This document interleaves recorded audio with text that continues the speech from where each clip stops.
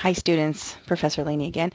Last but not least, Unit 4. This is our last unit in our class. It's a little bit shorter.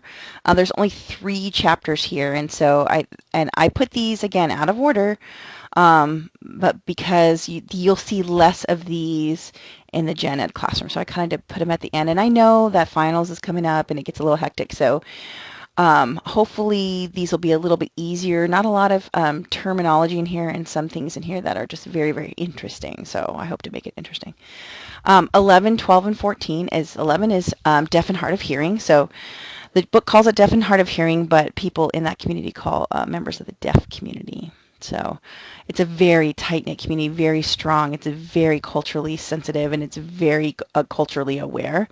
So I really do like the pride they've taken in empowering themselves through the last hundreds of years on being a community, right? And not just being a person who's deaf, right? Or a deafie or whatever. There's a lot of terms in there we'll learn. But again, so we're going to go from deaf and hard of hearing to low vision and blindness. And again, you might not see these students in your school per se, but they are, again, if their cognition is at or above, then they can be in a gen ed classroom with the right tools and accommodations. So let's make sure that we are aware, okay?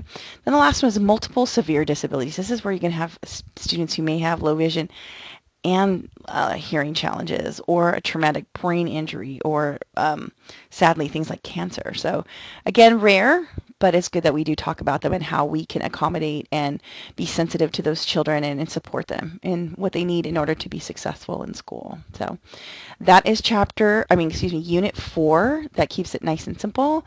And again, don't forget to take Unit 4 exam. Here, I'll open that up so you can see.